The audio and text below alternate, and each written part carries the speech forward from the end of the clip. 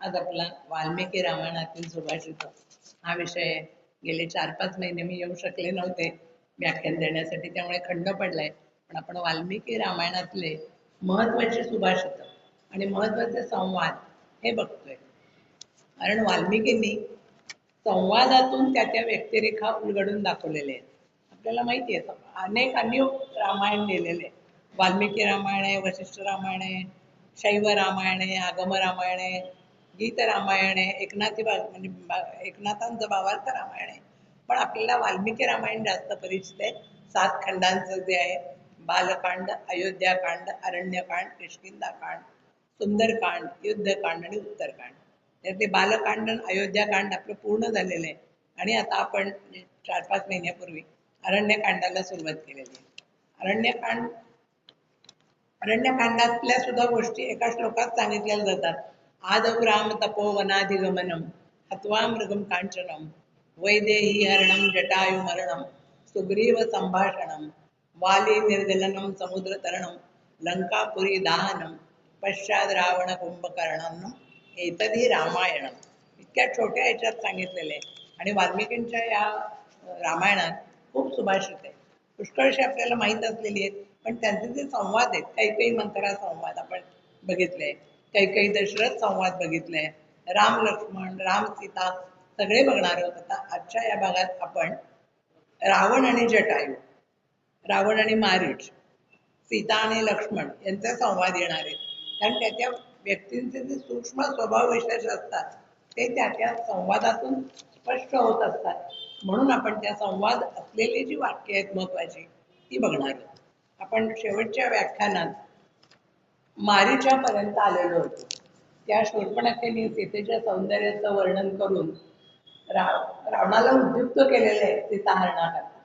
त्याच्यात एक तर तिचा अपमान झालेला आहे राम लक्ष्मणांच्याकडून, म्हणून तिला सूट घ्यायचंय. म्हणून ती त्या रावणाला इतकं वर्णन करून सांगते की ती तुझ्याकडे असली पाहिजे अशी ती आहे, तर तू तिला म्हणजे आणण्याची हे कर. मग रावणाने मारीच्याला बोलवलं की चला आता आपण दोघं मिळून भेद करूया आणि सीताहरणाचं काम करायचंय. मारीच्याने खूप समजावून सांगितलं त्याला, पण रावणाने सीताहरणाचा भेद काही बदलला नाही. उलट तो मारीच्यावरच रागावला आणि त्याला त्याने आज्ञा केली की सीताहरणाच्या कार्यात तू मला मदत करायचीच आहे. आणि मग माझा विचार पक्का आहे, मग कोणी देव येऊ देत, असुर येऊ देत, तू सांग, तू कितीही सांगितलंस तरी माझा निश्चय बदलणार नाही, तू काही बोलू नको.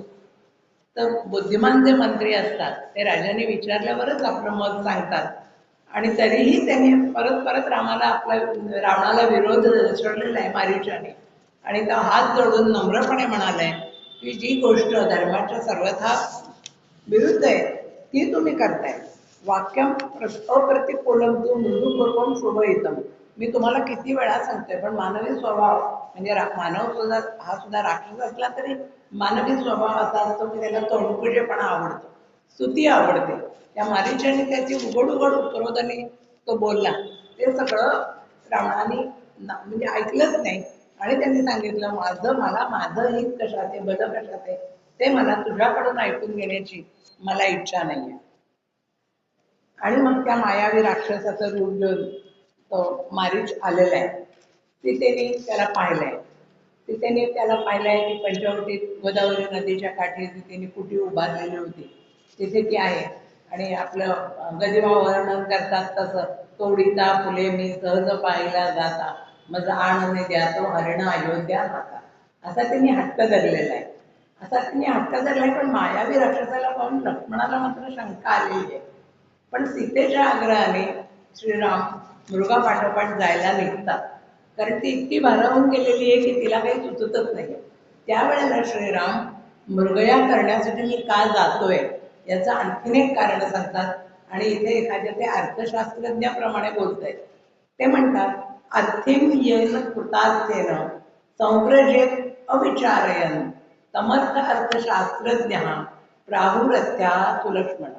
हे लक्ष्मणा, ते मनातल्या मनात म्हणतात मी सुद्धा तो राक्षस मायावी आहे हे ओळखलंय, पण मला त्याला मारायचंच आहे. आणि मला मृगयेचा जो छंद असतो, पूर्वीच्या सगळ्या आपण कथात ऐकतो की सगळ्या राजे लोकांना मृगयेचा छंद असायचा. तर तो एक छंद म्हणून तर असायचा की वन्य प्राण्यांना मारायचं किंवा माणसाला त्रास देणाऱ्या प्राण्यांना मारायचं. पण आणखीनही काही असं असायचं की जंगलात अनेक मौल्यवान वस्तू त्यांना सापडायच्या.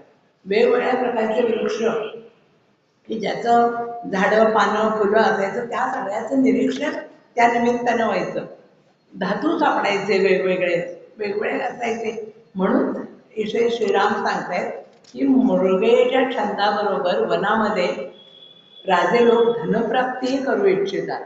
उत्तम अर्थार्थ शास्त्रज्ञ प्राहुरथ्या सुलक्षण की माझा जाण्यामागे आणखीन एक हेतू आहे.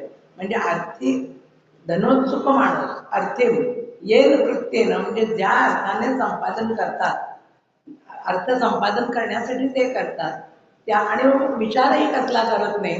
कारण ते काय असतं ते आवश्यक ते प्रयोजनच तिथे असतं. म्हणून अर्थशास्त्रज्ञ त्याच्यात काय मिळतं आणि हरणाचं कातडं असतं जे मृगाचे नसतं ते अत्यंत मौल्यवान समजलं जातं. तेही एक धनप्राप्तीचा मार्ग आहे असं इथे राम लक्ष्मणांना समजावून सांगतायत. त्या मृगाचे मायावी रूप त्यांनी काही ओळखलेलं नाहीये असं नाहीये. पण शेवटी विनाशकाले विपरीत बुद्धी तशी सीतेला झालेली आहे. आणि मग असंभवम हेममृगस्य जन्म तथापि रामो लुलुबे मृगाय प्राय समापन्न विपत्ती काले ध्येयो विपुंसाम मलिनी भवंती. म्हणजे हुशार अगदी बुद्धिमान माणसांच्या सुद्धा बुद्धी काम करायला अशी होते. तसं श्रीरामांचं झालंय का काय असं लक्ष्मणाला वाटलं. म्हणून त्यांनी हे अर्थकारण पण समजावून सांगितलेलं आहे की वनात जाण्याची इच्छा का आहे. मला त्या अगस्त्य ऋषींनी वातापीला जसं ठार केलं तसंच या मारीच राक्षसाला मला ठार करायचंच आहे हे ते लक्ष्मणाला पटवत आहेत. आणि त्याबरोबर त्याच्या मागचं अर्थकारणही उलगडून दाखवलं आहे की वनात गेल्याचे काय काय फायदे असतात ते त्यांनी इथे सांगितलेले आहे. की आर्थिक येईन अर्थेन संव्रजेत अविचारयन विचार न करता तसे जनांनी धावत सुटणार समर्थशास्त्रज्ञ प्रावृत्या सुलक्षण तसेच राजे लोक म्हणून मृगयाला जात असतात. आता राम गेलेले लक्ष्मणाला त्यांनी सीतेची रक्षण करायला तिथे ठेवलेलं आहे. पण तिथे गेल्यावर आपल्याला माहिती आहे की राम मारीचाचा मृत्यू झाला पण त्यांनी मृत्यू होण्याच्या पूर्वी रामाच्या आवाजात लक्ष्मणा धाव म्हणून हाक मारलेली आहे. आणि मग सीतेने आग्रह धरला सीतेला की तू जे सीतेने आग्रह धरला की लक्ष्मणा तू जा, लक्ष्मणा तू जा, राम तिकडे राक्षसांच्या विळख्यात सापडलेले त्यांना तुम्ही सोडव. तर लक्ष्मणांना माहिती आहे की रामांचा पराभव करणं देव दानव गंधर्व राक्षस कुणालाही शक्य नाहीये. त्यामुळे जाण्याची आवश्यकता आहे असं लक्ष्मणाला वाटत नाहीये. पण सीताने अत्यंत कठोर शब्दात त्याला बोललेली आहे तेव्हा की माझ्यावर अधिकार मिळवण्यासाठीच तू जात नाहीये. आपण रामापाठोपाठ जात नाही याचं कारण काय तर तुमच्या मनात भावाविषयी प्रेम नाही आणि माझ्याबद्दल तुम्हाला अभिलाषा उत्पन्न झालेली आहे. म्हणजे तुम्ही मित्ररूपात आहात पण ते भावाचे शत्रूच आहात आणि रामांचा विनाश व्हावा अशीच तुमची इच्छा आहे. म्हणून तुम्ही रामाला भेटायला जात नाही. तेव्हा लक्ष्मण काय म्हणाला तिला अब्रवीत लक्ष्मणाला सीताम प्रांजलिस्त जितेंद्रिया उत्तरम नोत्सहे वक्तो दैवतम भवती म्हणून. तुम्ही काय आहात तुम्ही माझं दैवत आहात. म्हणजे अब्रवीत लक्ष्मण म्हणाला सीतेला प्रांजली आज जोडून म्हणाला. जितेंद्रिय होता त्यावेळेला त्यांनी आपल्या मनावर बोलण्यावर संयम ठेवून तो सीतेशी बोलतोय. याचा आपण मागे बघितले की कैकेयीशी बोलताना किंवा दशरथाशी सुद्धा बोलताना लक्ष्मणाचा राग कसा अनावर झालेला आहे. आता सुद्धा त्याला सीतेचं बोलणं आवडलं नाहीये. सीतेने आश्रयात त्याच्यावर शंका घेतलेली त्यांना आवडलं नाहीये. पण तो म्हणतो की देवी आपण माझं दैवत आहात त्यामुळे मी उत्तरम नोत्सहे वक्तो मी तुम्हाला उलट उत्तर देणार नाही. अनुचित आणि प्रतिकूल असं तुम्ही बोलताय. म्हणजे लक्ष्मण मनातल्या मनात म्हणते की स्त्रियांसाठी आश्चर्याची गोष्ट नाहीये. त्यांना अशी सवयच असते तोंडाला येईल ते बोलण्याची. वाल्मिकींनी जरा इथे आपल्या स्त्रियांना हे मारलेलं आहे टोमणा मारलेला आहे की त्या चंचल असतात कठोर असतात विचार न करता बोलतात. तसंच आपलं बोलणं आहे आता सीतेचं आहे असं लक्ष्मण मनातल्या मनात म्हणतो. आणि तो म्हणतो की आपलं बोलणं सहन करणं मला अशक्य आहे. म्हणजे पण आपल्याला मी गेलो तर आपण इथे एकट्या कसे राहणार तुम्हाला एकट्याला सोडून कसे जाऊ. वैदेही लक्ष्मण म्हणतो तुमचे शब्द माझ्या कानात की तुम्हाला माझी अभिलाषा आहे वगैरे माझ्या कानात तापलेल्या शिशाप्रमाणे बोलणं माझं तुमचं घुसतंय आणि आता हे मला तुमचं बोलणं सहन होत नाहीये. खरोखरच सीतेचा बुद्धिभ्रंश झालेला आहे असंच लक्ष्मणाला वाटतंय. आणि म्हणून तुम्ही माझ्याबद्दल आता दुष्ट संशय घेताय, कुशंका व्यक्त करताय. पण तुम्ही इथे एकट्या कशा राहणार? तुमचं काय होईल? मी गेल्यावर जर कोणी तुम्हाला न्यायला आलं तर काय होईल? त्याच्यावर सीतेने कठोर शब्दात तिला सांगितलेले आहे की तुम्हाला तुमचे सगळे मनातले संशय ठेवून तुम्ही जा. मी आपल्याला परत सुखरूप तुम्ही मला पाहू शकाल की नाही अशी जी लक्ष्मणाने भीती व्यक्त केली होती त्याच्यावर सीतेने उत्तर दिलंय, गोदावरी प्रवक्ष्यामी हिना रामेन रावण आबंदिष्ये तवात्यक्षे विषमे देहमात्मना पिबामि वा विषम तीक्ष्णं प्रवेक्ष्यामि हुताशनं न त्वहं राघवात् अन्यं कदापि पुरुषं स्पृशे. तुम्ही माझी काळजी करू नका. कोणी मला स्पर्श करायला आलात तर मी काय करेन? श्रीरामांचा वियोग झालाय आणि दुसरं कोणी आलं तर मी काय करेन? गोदावरी प्रवेक्ष्यामी, मी गोदावरी नदीत उडी मारेन. गोदावरीच्या तीरीच ते पंचवटीचा आश्रम होता ना. किंवा काय करेन म्हणजे रामाशिवाय जर मला कोणी दुसरं आलं किंवा आबंदिष्य म्हणजे मी फास अडकवून घेईन, मी गळ्यात फास अडकवून घेईन किंवा त्यक्षे विषमे देहमात्मता किंवा मी पर्वताच्या कड्यावर जाऊन माझा म्हणजे देह लोटून देईन. पिबामी वा विषम तीक्ष्ण किंवा मी एखादे जहाल विष प्राशन करेन किंवा प्रवेक्षामी हुताशन किंवा जळत्या आगीत मी स्वतःला लोटून देईन. म्हणजे सीतेचा इथे निश्चयी करारी स्वभाव दिसतो की जाज्वल्य पतिनिष्ठाही दिसते की तिने किती पर्याय सांगितले स्वतःला, मी काहीही करेन. पेटलेल्या अग्नीत उडी टाकेन, गोदावरीत नदी टाकेन, पर्वतावरनं खाली उडी मारेन, विष पिन, पण मी श्रीरामांशिवाय परपुरुषाचा स्पर्श कदापिही माझ्या शरीराला होऊन देणार नाही. सीता आता कुठल्याच विचार करण्याच्या मनस्थितीत नाहीये. लक्ष्मणाला पाठवायचंच म्हणून तिने हे सगळे पर्याय सांगितलेले की श्रीरामांचा वियोग झाला तर मी किती निर्भय होऊन टोकाचा निर्णय घेऊ शकते हे तिने सांगितलेले की फास काय लावून घेईन, पर्वतावरून उडी काय मारेन, जालिम विष काय पेन. शेवटी ते तिने सगळे तिथे आत्महत्याचे पाच पर्याय ऐकल्यावर लक्ष्मणाने तिला प्रणाम केला. तिची खूप काळजी वाटत असून सुद्धा तो निघाला आणि रावणाला पाहिजे तशी संधी मिळाली.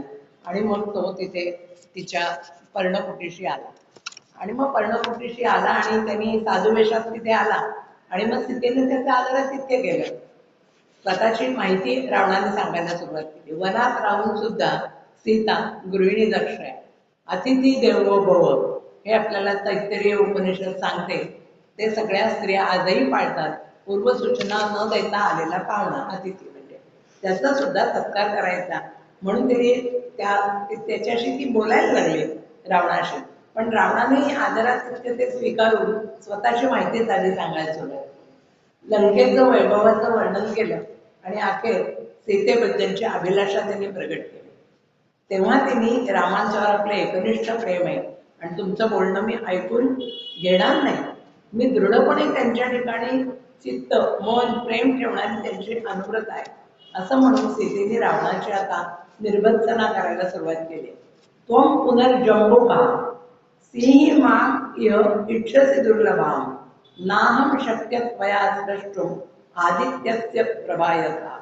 म्हणजे मी हे पापी निशाचरा, तू जंबुक म्हणजे तू कोल्हा आहेस आणि मी फक्त श्रीरामांच्यावरच प्रेम करणारी आहे. तू कोल्हा आहेस तर मी सिंहीण आहे. मी सिंहीण आहे आणि तुला माझी प्राप्ती होणं केवळ अशक्य आहे. तर तू मला प्राप्त करण्याची कामना कशा करता करतो. त्वया स्रष्टुम आदित्यस्य प्रभायता. सूर्याच्या तेजाला कोणी हात लावू शकतं का? तसंच तू मला हात लावण्याची इच्छा करतोय. कारण प्रभू रामचंद्र म्हणजे साक्षात सूर्याप्रमाणे तेजस्वी आहेत आणि मी त्यांची प्रभा आहे. मला कोणीही हात लावू शकणार नाही. तू मला स्पर्शही करू शकत नाही. कारण आपण सूर्याकडे उघड्या डोळ्यांनी बघू सुद्धा शकत नाही. तर त्याच्या तेजाला स्पर्श कोण करू शकणार? आणि तू मात्र ती इच्छा करतोय. श्रीरामा म्हणजे स्वतः साक्षात आदित्य आहेत आणि त्यांच्या प्रभेला हात लावण्याची तू इच्छा करतोय. पण नाहम शक्यम त्वया द्रष्टुम, तू तसं करू शकणार नाही. अरे अभागी राक्षसा, तुझं हे कुठलं धाडस तुझ्या अंगी आलेलं आहे तर तू ताबडतोब निघून जा. माझ्या दारात इथे थांबू सुद्धा नकोस. आणि गदिमाने वर्णन केलंय त्याचं, याचका थांबू नको दारात. मग ती जी म्हणाली मी सूर्याची प्रभा आहे, त्याचं बरोबर वर्णन गदिमाने केलंय. घननेळांची मोत वीज मी, नकोस जाळू हात. मला हात लावणं म्हणजे तू स्वतःचे हात जाळून घेण्यासारखं आहे. काम व्यथेची सुरा पाशोनी, नकोस जिंकू वृथा अंगणे. तू माझ्या अंगणात आलायस, पण तू काम व्यथेची जणू काही दारू पिऊन आलायस. जनक सुतेचा नख स्पर्शही अशक्य तुझं स्वप्नात. तुला स्वप्नात सुद्धा या जनक सुतेचा स्पर्श ती होऊ देणार नाही. आणि दिसल्या वाचून तुला धाडतील मीन एकटी माझ्या भवती राम कीर्तीच्या दिव्य आकृती. तुला वाटत असेल मी एकटी आहे, पण तसं नाही आहे. माझ्या आसपास सगळ्या रामांच्या मूर्ती आहेत. आणि दिसल्या वाचून तुला धाडतील देहासह नरकात. आणि राम तुला लगेच नरकात धाडतील. आणि मग ती म्हणाली ना, तू कोला आहे, जंबुक त्वम पुनर्जंबुक. म्हणून गदिमा म्हणतात, जंबुक स्वरसे कसले हसती, तक लावून का आईचा भगती. रामा वाचून अन्य न काही दिसेल या नयना. माझ्या डोळ्यात तुला रामाच्या प्रेमा वाचून काही दिसणार नाही. या सीतेची प्रीत इच्छसी, कालकुटातून क्षेम वांछिती. मग तू विष पितोय, तर तुझं कल्याण व्हावं अशी तू इच्छा करतोय. चंद्र सूर्य का धरू पाहती, हातवा घ्या हातात. कुठे गरुड तो कुठे कावळा, त्याची तुलना करते. श्रीराम म्हणजे गरुड आहे, तिथं तू कावळा आहे. देवेंद्र तो राम सावळा, इंद्राणीची अभिलाषा का धरिसी मर्त्य मनात. श्रीरामांचे बाण तुझ्यावर करतील वज्र हात, याचका थांबू नको दारात. म्हणून ती त्याला स्पष्टपणे अगदी जायला सांगितलेलं आहे. खूप त्याची निर्बंधना केलेली आहे. आणि मग ती पुढे म्हणते, तू काय करतोय. अक्षिसुच्चा प्रसुज्यसी, जिव्या लेढीं चक्षुरम, राघवस्य प्रिया भार्याम अधिगंतुम त्वमिच्छसी. म्हणजे राघवाची प्रियपत्नी अपहरण करू इच्छितो. म्हणजे काय करतोय, तू मृत्यूच्या जवळ चाललाय. म्हणून तू असा जणू काय तू सिंहाच्या दाढेत हात घालून त्याचे दात काढू बघतोय. किंवा ते दुसरं म्हणजे विषारी सर्पाच्या तोंडातून त्याचे दात काढण्याचा प्रयत्न करतोय. आणि अक्षिसुच्चा प्रसुजसी, म्हणजे तू सुयांनी तुझं जणू काय डोळे पुसतोय. डोळ्यात सुया पुसून तू घेतोय. आणि जिव्या लेणीच्या अक्षरा, म्हणजे सुरीच्या धारेने तुझी जीभ चाटतोय. जिभेने तू सुरी चाटतोय, मला हात लावतोयस म्हणजे. किंवा तू शिळा गळ्यात बांधून समुद्र पार करण्याची इच्छा धरतोय.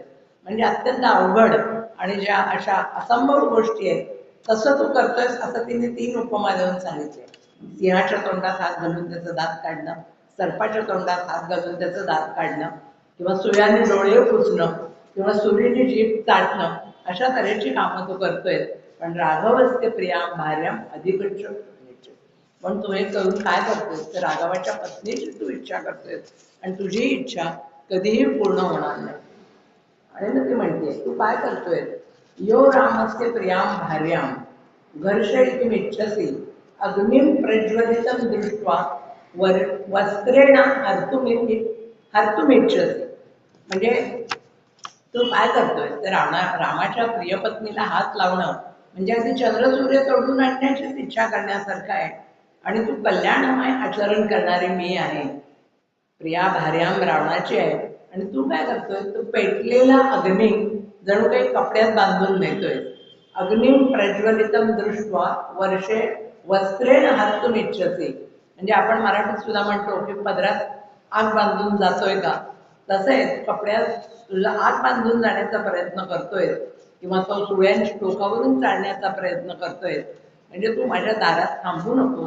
पेटलेला अग्नी पदरात बांधून जाण्याचे दुष्कृत्य तू करू नको. अग्निम प्रज्वलितम दृष्ट्वा वस्त्रेण हर्तुम इच्छसी, असं तुझं हे कर्म आहे. म्हणजे गदिमांनी त्या पुढे म्हटलंय, जनी निर्जनी मला पाहुने, नेव पाहसी बळे उचलली, प्रदीप्त झाला बांधून प्रदीप्त ज्वाळा बांधून नेसी मोडा का रचना. ती म्हणजे तू अग्नी पदरात घेऊन चाललाय. ते गदिमा म्हणतात, प्रदीप्त ज्वाळा बांधून नेसी मोडा का पदरात. तू असं का करतोय. आणि मग इथे सीता रावणाची अत्यंत कडक शब्दात पुढे निर्बंधना करते. आणि त्याच वेळेला रामाचा मोठेपणा सांगते. ती म्हणते, यदंतरम सिंह मृगायवने, यदंतरम स्यंद निकास समुद्रयो, सुरा सौवीरयो यो अंतरम तदंतरम राघवेच तथैव दाशरथेच तथैव. माझा राम कसा आहे, दाशरथी आहे, दशरथाचा पराक्रमी, दशरथाचा पराक्रमी पुत्र आहे. आणि तू कसा आहेस, तर तू कोल्हा आहेस. यदंतरम सिंह, म्हणजे ते सिंह आहेस तर तू शृगाल आहेस, कोल्हा आहे. त्या सिंह, वनात राहणारा सिंह आणि कोल्हा यांच्यात जे अंतर असतं ते तुझ्यात आणि रामाचे. दुसरी ती तुलना करते, यदंतरम स्यंद निकासयो समुद्रयो हो. संध निकास म्हणजे छोटा ओढा, छोटा ओढा आणि समुद्र यांच्यात जे अंतर आहे ते तुझ्यात आणि रामाच्यात आहे. अनेक छोटे छोटे ओढे मिळून नदी होते आणि अनेक नद्या मिळून समुद्र होतो. तसा तो राम समुद्र आहे तर तो छोटा ओढा आहे. तिसरी आणखी ती उपमा देते की सुरा आणि सव्वीर. सुरा म्हणजे अमृत आणि सव्वीर म्हणजे भाताची पेज. अमृत आणि भाताची पेज यांच्यामध्ये जे अंतर आहे, तदंतरम दाशरथेस तथैव. तिने 3 ओळींनी श्लोकात तदंतरम दाशरथेस तथैव म्हणजे तू आणि दाशरथी राम यांच्यात इतकं अंतर आहे असं तिने त्रिवार सांगितलेलं आहे. की वनात राहणारा सिंह आणि कोल्हा, समुद्र आणि छोटा ओढा, अमृत आणि पेज यांच्यात जे अंतर आहे तेच अंतर दशरथपुत्र श्रीराम आणि तुझ्यात आहे. आता ही जी नंतर ती पुढे म्हणते, जे काय आहे, यदंतरम हत्ती बिडाल योर बने. वनातला हत्ती आणि मांजर यांच्यात जो फरक आहे तोच तुमच्या दोघांच्यात आहे. कांचन आणि शीश यांच्यात जे फरक आहे तोच तुमच्या दोघांच्यात आहे. आणि चंदन वारी पंकयो हो, म्हणजे चंदन आणि चिखलयुक्त पाणी यांच्यात जे अंतर आहे तोच फरक दाशरथी आणि तुझ्यात आहे. दाशरथी म्हणजे दाशरथी राम. तदंतरम दाशरथेस तथैव म्हणजे ती रावणाची निर्वंचना करून श्रीरामांचं मोठेपण सांगते की वनात राहणारा हत्ती कुठे आणि मांजर कुठे, दाशरथी राम कुठे आणि तू कुठे. तर ते आणखी पुढे तुलना करते, यदंतरम वायस वैनतेयोर अंतरम मृगमयोरोप्य अंतरम यदंतरम हंसक हृदयोर वने तदंतरम दाशरथेस तथैव. श्रीरामांचा मोठेपणा सांगताना ती म्हणते गरुड आणि कावळा, वायस आणि वैनतेय. वायस म्हणजे कावळा, वैनतेय म्हणजे गरुड. जो गरुड आणि कावळ्यात जो फरक आहे, मोर आणि जलकाकात जे फरक आहे याच्यातले अंतर आहे, किंवा हंस आणि गृध म्हणजे हंस आणि गिधाड यांच्यामध्ये जे अंतर आहे तेच अंतर दशरथ श्रीराम आणि तुझ्यात तेच आहे. तदंतरम दाशरथेस तथैव. तिने 3 श्लोकात परत परत दोघांची तुलना केलेली आहे. आणि म्हणूनच राम जेव्हा धनुष्यबाण घेऊन युद्धाला उभे टाकतील तेव्हा तू माझा अपहरण करून सुद्धा मला प्राप्त करू शकणार नाही. म्हणजे माशीने तू प्राशन केलं तरी ते उलटून पडतं, ते तिला पचत नाही. तसंच तुला माझी प्राप्ती होणं शक्य नाही. आता आपण बघितलं होतं की आधी शूर्पणखेने रावणाची कानउघाडणी केली, तेव्हा पण तिने राम आणि रावण यांची तुलना केली. मग मारीचानेही तेच केलं. मारीचाने पण राम आणि रावण यांची तुलना करून दाखवली. शूर्पणखा म्हणाली होती की तो राम किती नम्र आहे आणि तू वृथा अभिमानी आहे. राम कर्तव्यदक्ष आहे, सर्वज्ञ आहे, सावधान आहे, जितेंद्रिय आहे, धर्मपालन करणार आहे. पण तू मात्र तसा नाहीयेस. तू दूषित बुद्धीचा आहेस आणि स्वतःला श्रेष्ठ समजणारा आहेस. तू राक्षस वृत्तीचाच आहे. असंच करताना शूर्पणखेने पण रामांची स्तुती केलेली आहे सुरुवातीला. मारीचाने पण तेच सांगितले की राम स्थिरमती आहे, नरसिंहासारखे पराक्रमी आहे, तू चंचल बुद्धीचा आहे, तुझा निभाव लागणार नाही. तो मारी सुद्धा म्हणाला की मला राम या शब्दाची सुद्धा इतकी भीती वाटते की रने सुरू होणारे रत्न रथ हे शब्द सुद्धा मला नकोसे वाटतात. इतकी त्या मारीच्याने त्याची धास्ती घेतलेली होती. आणि आता तिथेही पण अनेक प्रकाराने तुलना केली की राम सोनं असलं तर तू शिस आहेस, राम चंदन जल असलं तर तू चिखलाचं पाणी आहेस, राम हत्ती आहेस तर तू मांजर आहेस, राम गरुड असले तर तू कावळा आहेस, राम हंस असला तर तू गिधाड आहेस. अशी तिघांनी रावणाची निर्बंधना केली आहे आणि प्रत्येकाने राम आणि रावण यांची तुलना करून दाखवलेली आहे. मग सीतेच्या बोलण्यामुळे रावण आणखीनच क्रोधित झाला, त्याचा इतका उपहास केल्यामुळे. मग स्वतःच्या पराक्रमाचं वर्णन करू लागला. मी कुबेराला हलवलंय, लंका नगरी जिंकली, पुष्पक जिंकून आणलाय, हवा वारा सूर्य चंद्र नदीचे पाणी सगळे जण मला घाबरतात. आणि मानव जातीत जन्मलेला राम तर माझ्या बोटाच्याही बरोबरीचा नाही. तेव्हा सीता त्याला म्हणते, जीवेच्चिरम वज्रधरस्य पश्चात शशीं प्रकृता प्रतिरूप रूपा नमादृशीं राक्षस दर्शयित्वा पीतामृतस्यापि तयास्ति मोक्षः. ती म्हणते, एक वेळ वज्रधारी इंद्राच्या रूपवती भार्येला शशीचा पाण उतारा केला तर तोही माणूस एखाद्याला चिरकालपर्यंत जीवेत चिरम म्हणजे शशीचा अपमान करून सुद्धा कोणी जिवंत राहू शकेल. पण माझ्यासारख्या स्त्रीला हात जर तू लावलास न मादृशीम राक्षस दत्त्वा तर काय केलंय, पीतामृतस्यापि तयास्ति मोक्षा. तू अगदी अमृत प्यायलेला असलास तरी सुद्धा तुला मोक्षच मिळणार, तुझा नाशच होणार. म्हणजे अमृत प्राशन केलं तरी तुला जिवंतपणे मृत्यू हा येणारच आहे, तुला नष्ट व्हावंच लागेल. म्हणजे आपल्याला माहिती आहे, अमृत हे समुद्र मंथनातून देवाने काढलेल्या धन्वंतरीने आता कलश घेऊन आणणारं दिव्य पेय आहे की ज्याच्यामुळे अमरत्व प्राप्त होतं. तरी पण सीता त्याला इथे म्हणते, तू ते अमृत प्यायलेला असलास तरी सुद्धा तुला रामाच्या हातून मरण स्वीकारावं लागेल. नमादृशी राक्षस दर्शयित्वा, जर तू मला हरण करू पाहशील तर, असं तिने परत एकदा रावणाला सांगितलेलं आहे. मग ती तरी सुद्धा रावणाकडून सीतेचा अपहरण झालेलं आहे. तिने विलाप केलेला आहे. ती म्हणते, न तू सद्यो विनीतस्य दृश्यते कर्मणः फलम कालोप्यन्वी भवत्यत्र सस्यानां किंवा. ती म्हणते, आर्यपुत्रा तुम्ही आता इथे नाही आहात, तुम्ही आता या उद्दाम पुरुषांना शासन करून सन्मानावर आणणार आहात, पण तुम्ही आता नाही आहात. या पापी रावणाला घटनेवर तुम्ही आणणार आहात. पण ती म्हणते, न सद्यो विनीत असते दृश्यते कर्मणः फलम. म्हणजे उद्धट पुरुषाचं जर वागणं असतं त्याचं फळ त्याला मिळतं, पण कालोपेंगी भवत असतं, पण काही काळ जावा लागतो. आणि त्याच्याकरता तिने उदाहरण दिले, काळाचे सहकार्य आवश्यक असतं. म्हणजे पिकं तयार व्हायला जसा वेळ लागतो, आज पेरलं की उद्या उगवत नाही, त्याला जसा वेळ काळ हा एक घटक असतो, तसाच दुष्टांना शासन व्हायला सुद्धा काही काळ जावाच लागतो. तुझ्या शिरावर आता काळ स्वार झालेला आहे, तुझी विचारशक्ती नष्ट झालेली आहे, पण पिकं जसं आज पेरलं उद्या उगवलं असं होत नाही. शेतकऱ्याला ते खुरपणी करायला लागते, त्याचं रक्षण करायला लागतं, अनेक त्याच्यात बारक्या बारक्या म्हणजे ते पीक तयार होईपर्यंत शेतकऱ्याला खूप मेहनत घ्यावी लागते.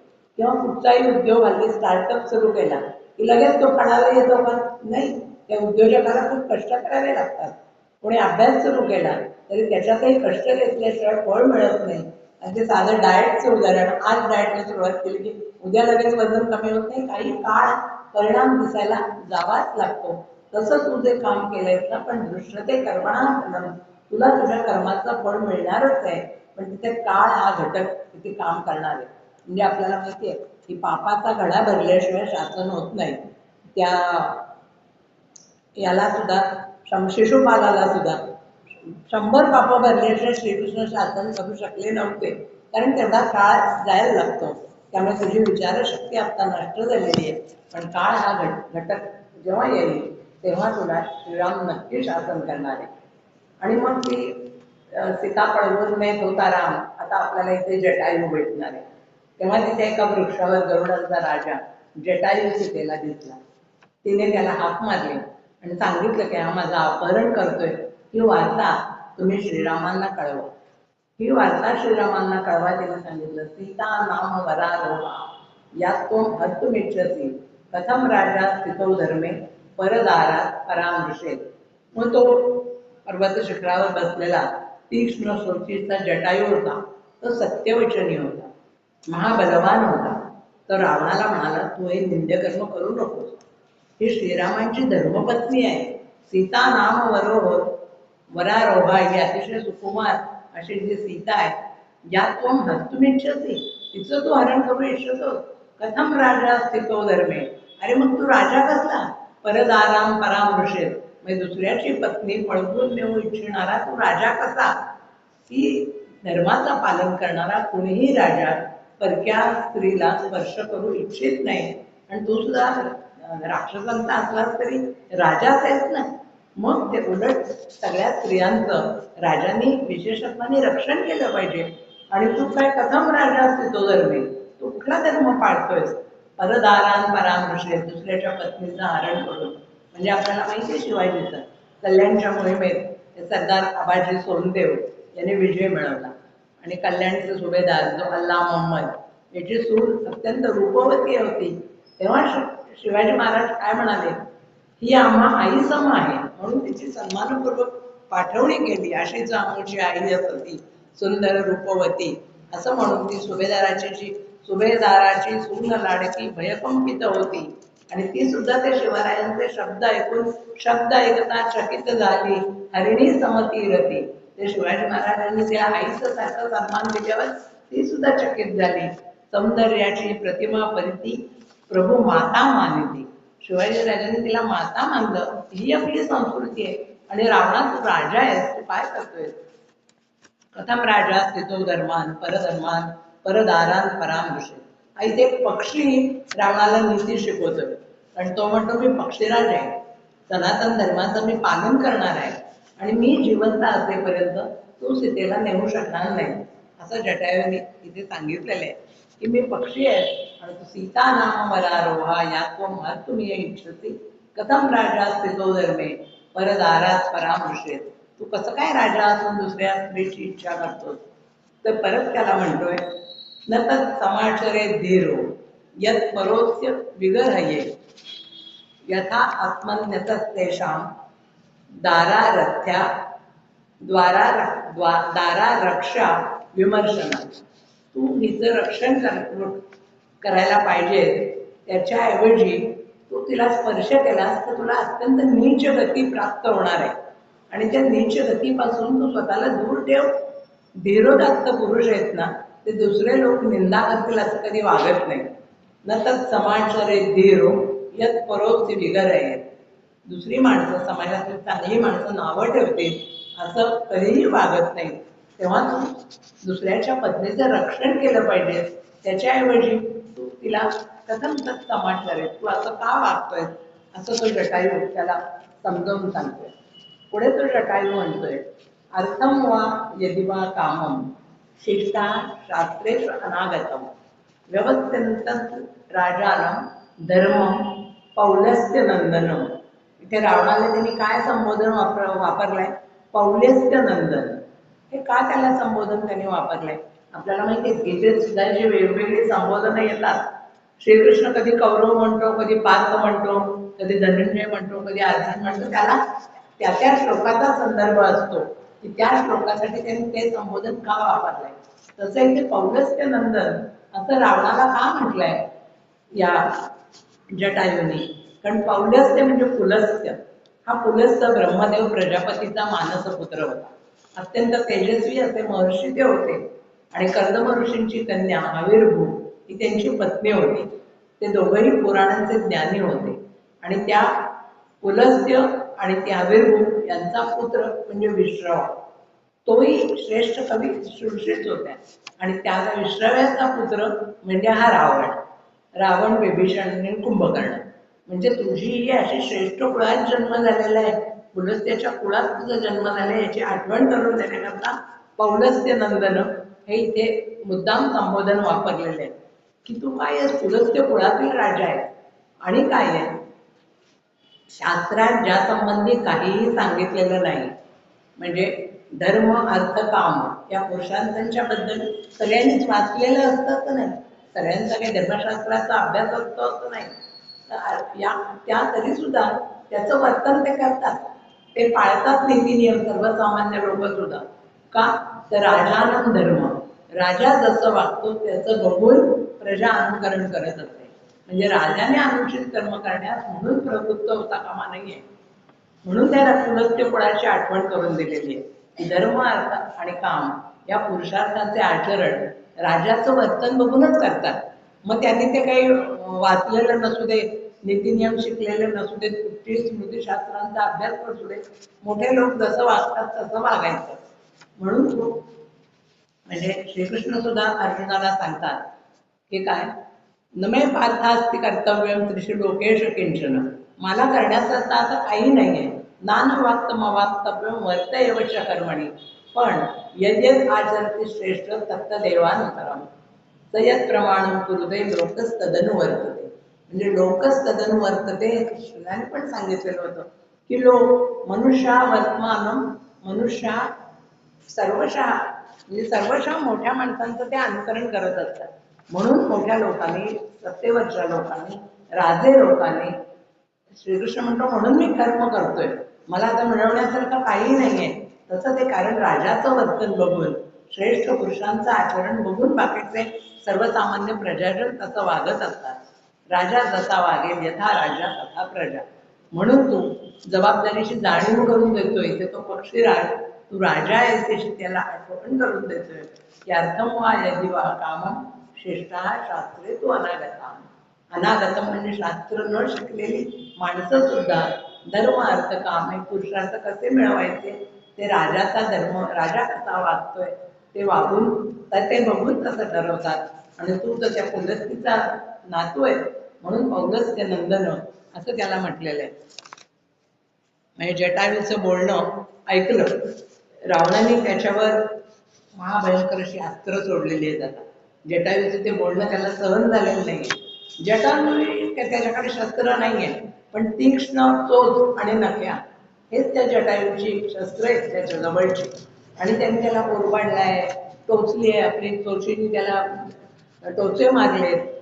पण रावणाने आता बाणच घेतले हातात आणि मग त्या तीक्ष्ण बाणांनी त्या जटायूला त्यांनी जखमी केले. तरी सुद्धा रावणाला विरोध करण्याचं काम जटायूने थांबवलेलं नाही. तो अजून सुद्धा त्याला समजावतोय, राजा का धर्मस्य कामस्य द्रव्याणां चोत्तमो निधी धर्मः शुभम वा पापम वा राजमूलम प्रवर्तते. जटायू रावणाला समजावतोय की राजा हा धर्माचा आणि कामाचा प्रवर्तक आहे.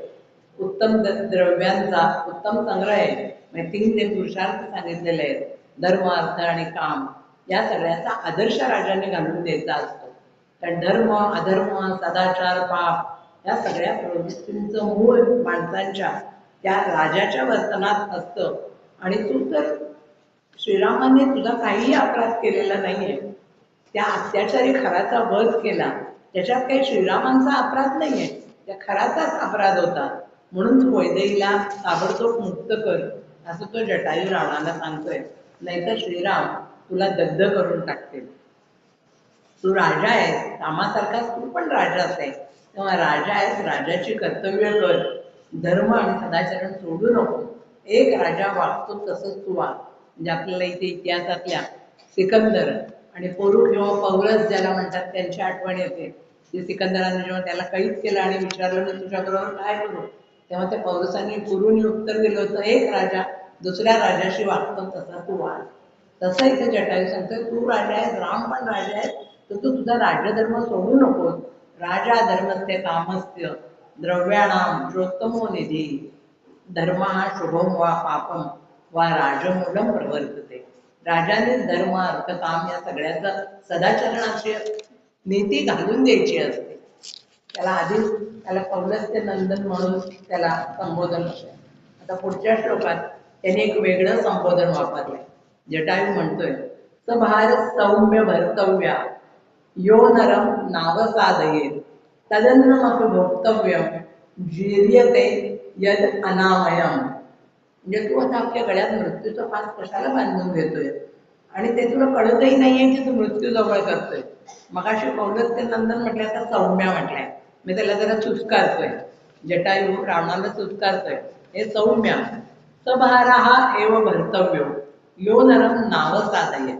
म्हणजे जेवढं ओझं झेपेल तेवढंच घ्यायचं असतं. सभारहा यत नरम नावसादयेत, आपला नाश होईल एवढं भार डोक्यावर घ्यायचा नसतो.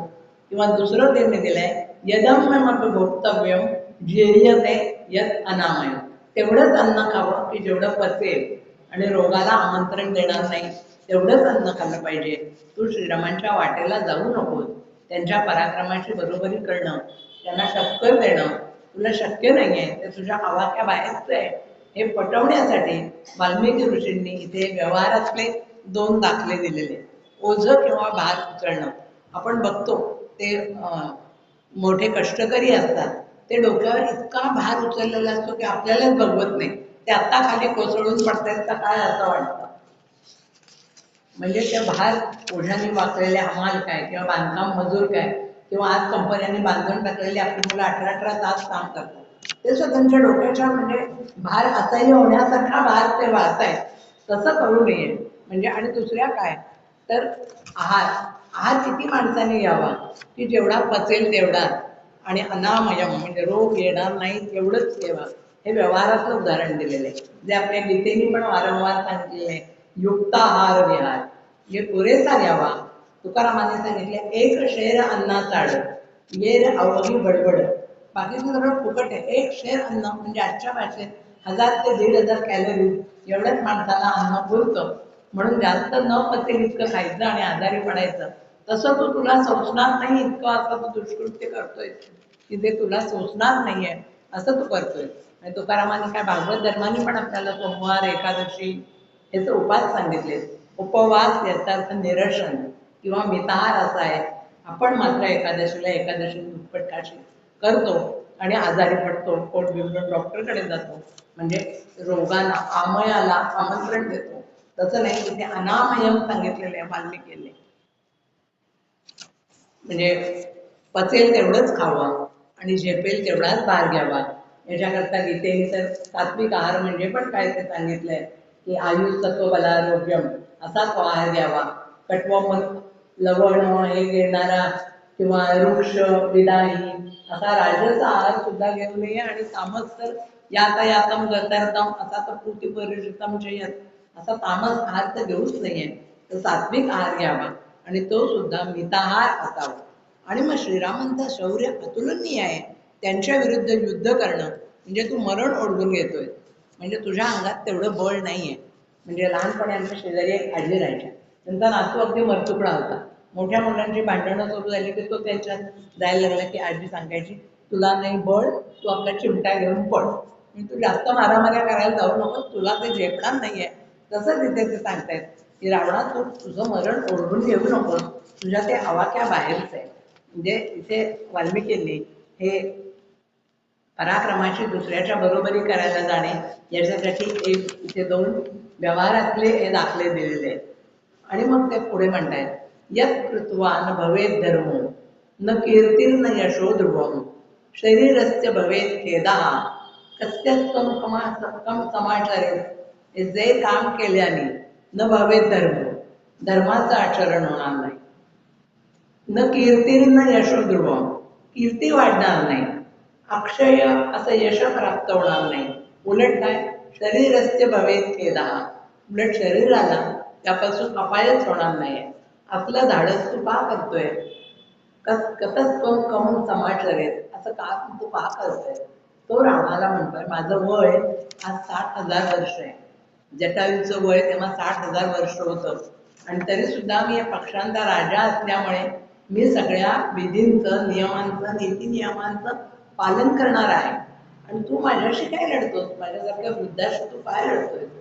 तुझं आजवरचं ते यश आहे कीर्ती आहे ते सगळं त्यामुळे धुळीला मिळणार आहे. यत् कृत्वा न भवेत धर्मो न कीर्तिर्न यशो ध्रुवम सगळं तुझं धुळीला मिळणार आहे. तर तू माझ्याशी कसला लढतोय. आणि मग तो पुढे म्हणतो न शक्यस्त्वं बलात् हर्तुं वैदेहीं मम पश्यता.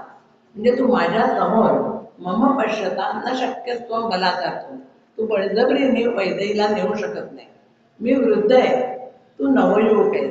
आणि मी त्याला दाखला दिलाय हे तुम्ही न्याय संयुक्त ध्रुवाम वेद श्रुती मिवा. वेद आणि श्रुतींचे जे आहेत वचन आहेत ती कोणीही खोटी सिद्ध करू शकत नाही. मग त्याच्या विरुद्ध किती दुष्प्रचार करण्यात आला आपल्या वेद आणि श्रुतींच्या बद्दल. आज जे आपले अन्यधर्मीय किंवा परदार्जिणे त्यांनी वेदश्रुतींना कितीही टीका केली म्हणून ते खोटे ठरत नाही. तसंच मी तुला सांगतोय की तू मी असताना तू सीतेला पळवून नेऊ शकणार नाही. तुझी न्यायसंगत बुद्धीने जे वागायला पाहिजे ते तू वचन नीतीची उलटवू शकणार नाही. मग त्या लोकांनी किती वादविवाद केला टीका केली तरी नीतिवचन आहेत ती तशीच राहणार आहेत.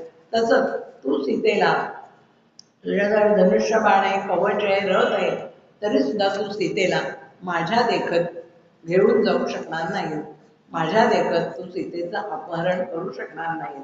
ज्याप्रमाणे कुणीही न्यायसंगत हेतूने जी साबित झालेली वेदबुद्धी आहे तिला युक्त्या किती वापरल्या तरी उलटवू शकत नाही. तसंच तू सीतेला नेऊ शकत नाही. न शक्यत्वं बलादार्तुं वैदेहीं मम पश्यता. माझ्या समोर तू वैदेहीला नेऊ शकणार नाही. म्हणजे तो जटायू म्हणतोय रावणा मी सुद्धा तुला मारू शकतो. तिथे श्रीराम का नाही मारणार? श्रीराम तर तुला मारणारच आहेत. ते आत्ता दोघं राजकुमार इथे नाही आहेत. ते यायच्या आत तू नाहीसा हो. ते यायच्या आत तू नाहीसा हो. पण मी जिवंत असेपर्यंत तुला सीताहरण काही करू देणार नाही. म्हणजे जटायूंनी समजावून सुद्धा रावण ऐकेल. तो जटायूवर परत परत धावून गेला. दोघांचे भीषण युद्ध झालं. मग रावण जटायूवर बाण होते, शस्त्र होते, रावणाकडे सगळंच होतं. जटायूंनी त्या रावणाच्या सारख्याला मारून टाकलं. आपल्या नखांनी आणि चोचीनी हे करून. तरी सुद्धा त्यांनी रावणाचा रथ भुईसपाट केला. पण मग आता जटायू थकून गेला. थकला तरी सुद्धा त्यांनी भरारी घेऊन परत एकदा रावणावर हल्ला केला.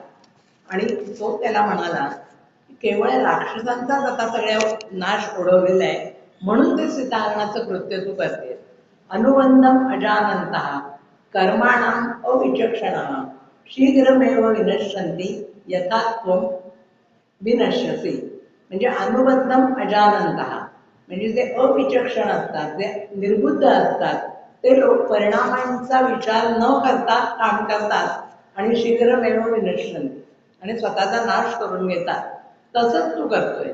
आता रंकेतल्या सगळ्या राक्षसांचा वध व्हावा हेच म्हणजे तुझ्या सीतेला पळवण्याने होणार आहे. म्हणजे ताणलेला मनुष्य जसा पाणी पितो तसं तू तुझ्या परिवाराला बरोबर घेऊन रंकेत विषच प्राशन करतोय. असं तुझं आहे. आणि मग कर्मांची फळं न जाणणारे. अनुबंधम अजानंता कर्मणाम अनुबंधम अजानंता. कसे ते अविचक्षण जे असतील ते जसे लोक नाश पावतात तसा तूही विनाशाच्या गर्तेत पडणार आहे. शीघ्रमेव विनश्यन्ति यथा त्वं विनश्यति. असे लोक जेव्हा परिणामांचा विचार न करता जातात तसंच तुझं होणार आहे. आणि मग पुढे जटायू म्हणतोय पापानुबंधो पापानुबंधो वै यस्य कर्मणः कोनु तत्पुमान् कुर्वीत लोकाधिपती स्वयंभू भगवान अपि. तुझ्यावर आता काळाचा पाशाने तुला बांधलं गेलंय. त्याची तुला पापानुबंधनो वै यस्य कर्मणः कोनु तत्पुमान्. तू त्या मार्गाने तू त्या काळाच्या पाशात बांधला गेलाय की तुला त्यातून सुटका नाहीये. राम लक्ष्मण तुला कधीच माफ करणार नाही. तू वाईट मार्गाने जातोय. तू माझ्याशी अजूनही युद्ध कर, मी तुला हरवू शकतो. आणि विनाशकाली पुरुष जसा कर्म करतो तसाच तोही आपल्या नाशासाठी हे अधर्माचं कृत्य करतोय.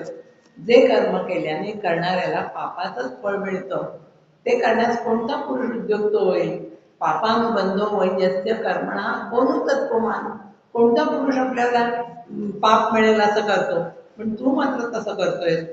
आणि मग त्यांनी उदाहरण दिलंय कुर्वीत लोकाधिपती म्हणजे इंद्र. लोकाधिपती म्हणजे लोकपाल इंद्र किंवा स्वयंवर भगवान अपि किंवा भगवत म्हणजे ब्रह्मदेव सुद्धा असं कर्म करण्यास धजणार नाही. इंद्र काय किंवा ब्रह्मदेव काय हे सुद्धा उल्लेख म्हणजे असं तुझ्यासारखं कर्म करणार नाही.